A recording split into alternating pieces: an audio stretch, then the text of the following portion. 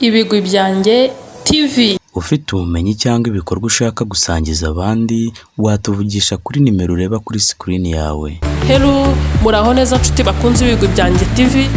Tubahaye ikaze muri video y'uyu munsi. Turashimira mwe mwamaze gukanda subscribe. Inama zanyu n'ibitekerezo byanyu ni ingenzi kuri twe. Kuri wowe utarakora subscribe, uyu ni umwanya wo kuyikora kugira ngo tujye tubana muri video zacu tubagezaho umunsi ku munsi. Muri video ishize twarebeye hamwe uko umuntu yakwikura mu bushomeri. Twasanze umuntu yakwikura mu bushomeri hari uburyo bubiri. Icyambere twabonye ni ugushaka akazi. Ari nayo video twabonye. Ku muntu utarayireba agende ku Bigwi byanjye TV arebe video twashyizeho uko umuntu yakwikura mu bushomeri binyuriye mu gushaka akazi. Uburyo bwa kabiri twabonye umuntu yakwikura mu bushomeri ni ukwikorera. Iyi niyo video y'uyu munsi tugiye kubagezaho.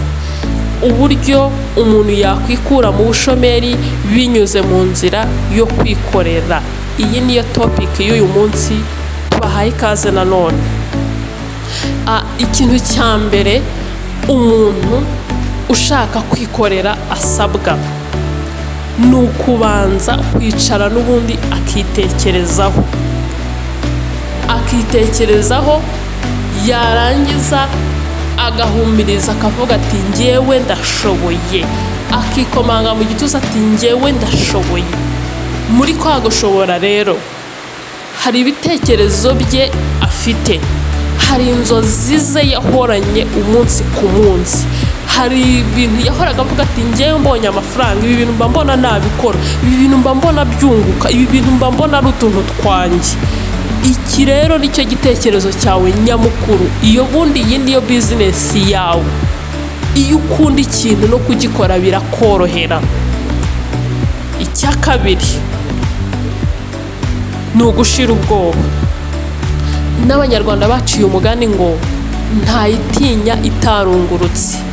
Wowe wikumva ko hari umuntu waremewe business undi atayiremewe. Wikumva ko hari umuntu waremewe gucuruza wowe utabishobora.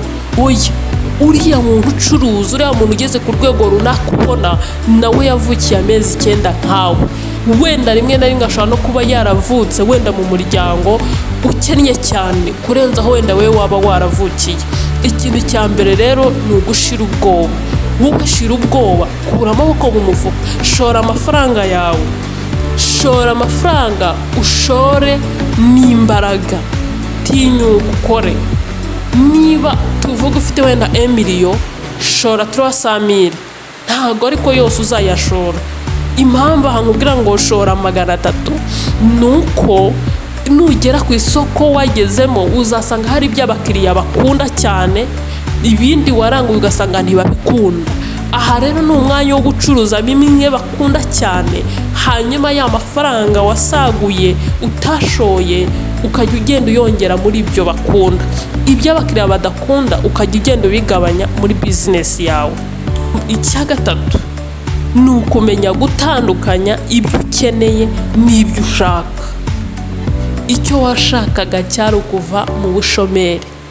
Iki cyo cyarangiye kuko wamaze gufata umwanzuro, wamaze kuva mu bushomeri. Ubu rero icyo ukeneye ni ingamba, ni uburyo bwose, ni amayeri yose uzakoresha kugira ngo business yawe succeeding. Ni uburyo bwose uzakoresha kugira ngo business yawe yaguke. Iki nicyo ukeneye. Uburyo bwa kane ni ukwiyemeza. Kwiyemeza harimo ibintu byinshi cyane. Kwiyemeza harimo nyine kuba wiyemeje ko ugomba gutera ishoti ubushomeri. Ahangaha harimo kwiha intego. Wihaye intego, uri umushomeri, wararyamye, watashye ubukwe, wagiye muri bridal shower, warasohotse, wasangiye n'inshuti n'abavandimwe, warinjoyinze mu buryo bwose bushoboka. Ibyo byose rero wagize igihe cyabyo. Ubu ngubu igihe ikigezweho ni akazi. Uyu munsi ni akazi. My friend, hagarika gusura abantu, hagarika kujya mu nama, hagarika kujya mu birori, ibintu byose bihagarike. Fata byibura nk'imyaka 5 wige guhuga muri business yawe, wige kuba mu byawe. Business yawe uyiha umwanya, uyiha umutima n'ubwenge n'imbaraga ndetse n'amafaranga. Ibi byose numara kubikora, imyaka 5 izagenda ishire, ya business yawe imaze gufata neza. Kuko hano uracyarwana no kugira ngo business yawe ikomere. Niba ushaka ko business yawe ikomera rero, yiha umwanya uhagije, nayo izaguha umwanya ahakomeye. Business turabizi, business uragenda ugakora business ikakwicazanya n'abantu utatekerezaga ko wakwicarana nabo, ukajya ahantu utatekerezaga ko wahakandagira. Twarabibonye cyane, ingero nyinshi zirahari kandi zifatika. Indi ngingo twababwira ni ukwiga neza isoko. Ese abakiriya banjye bakunda iki? Ese ubundi ni iki gikenewe ahangaha? Iyo tuvuze kwiga isoko, haba harimo n'impinduka. Hari igihe ugenda wowe wumva uzakora ibi ngibi, ariko wagera ku isoko ugasanga ntago ari ibyo abakiriya bakunda. Niyo mpamvu ugomba we kureba icyo abakiriya bakunda, akaba ari cyo ukora, igakugendana n'impinduka zabaye. Wacuruzaga ikintu runaka kirabuze ku isoko, kandi niba kibuze ku isoko watangiye business, ntago ugomba guhagarika. Oya, ubwo nyine shaka ikindi ushyiramo ucuruze, uhangane n'izo mpinduka zagiye ziba. Menya guhangana n'impinduka zagiye ziba ku kintu runaka.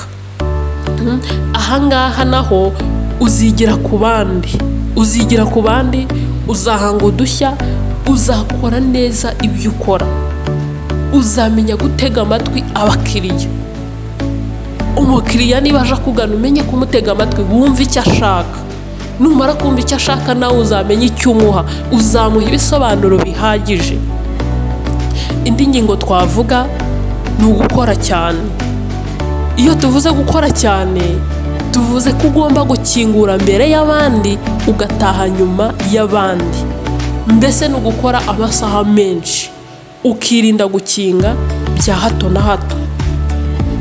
Ugahora ku iseta yawe, ugashora amafaranga, ugashora n'imbaraga, ugashora icyuya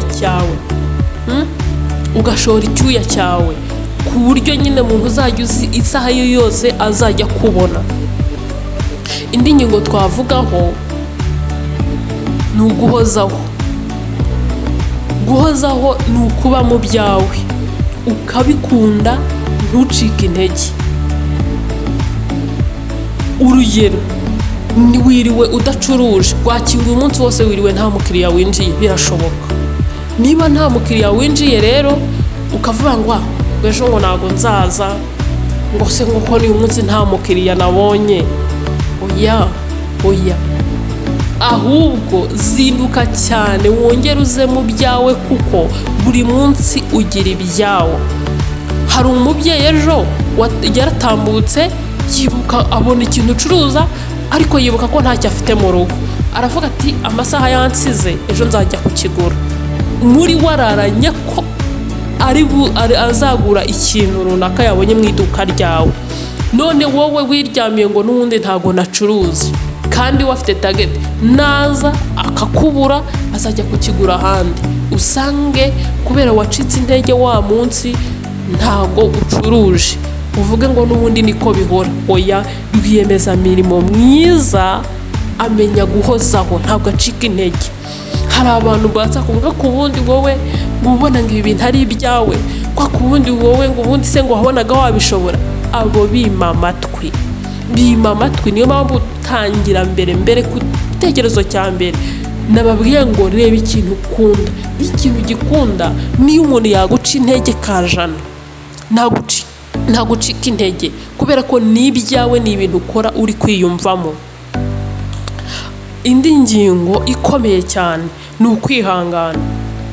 Kwihangana, kuko hari abakiriya baza bavuga nabi, hari abaza babaza bakagenda bataguze, yakumanuje ibintu, yakubajije rwose wabishyuye ariko birangira akubwiye ati ndumva bihenze cyangwa ntago mbikunze, akagenda. Yamara kugenda hakaza n'abandi bakatuza.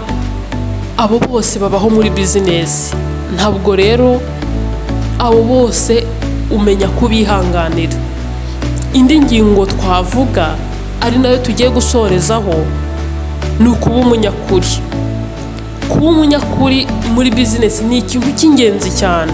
Umukiriya araje guhaha amafaranga menshi, akwishyura amafaranga menshi, urabibonye aranagiye, ubona nyine asohotse nk'umuntu ugiye kugenda. Oya, wowe mugarure umubwire uti wari umuha amafaranga menshi, akira amafaranga yawe. Cyangwa se aje kugura ikintu ufite wenda pirate na original, bamenyereye kumuha pirate akaza n'ubundi akubwira ya mafaranga nk'ayagura original. Wowe rero mubwira uti hari karite ebyiri, sigaranye ebyiri, wenda ubwo original warayimaze, sigaranye ne karite ya kabiri, igura gutya na gutya. Umubwize ukuri. Ahita bati atari kuzi ko bajyaga bampenda, ati n'ubundi niyo najyaga ntwara kandi nayitwaraga kuri ariya mafaranga. Ukamubwira ati okay, sorry, ihangane. Icyo gihe umukiriya aragura akigendera, ariko hari akantu uba umubitsemo. Umunsi ku munsi niyo akeneye ka kantu aragaruka akakugurira ku kazi ko wowe umubwiza ukuri. Ni ukuvuga ngo buri muntu wese muri byo akora nabikore neza. Kora neza ibyo ushinzwe, witeze imbere. Gukora akazi k'ukwezi ni ubutwari, ariko kwikorera uba uri intwarane. Iyi niyo video y'uyu munsi ku muntu ushaka kwikorera. Murakoze cyane, amahirwe masa ku bagiye kwikorera. Ibigwi byanjye TV.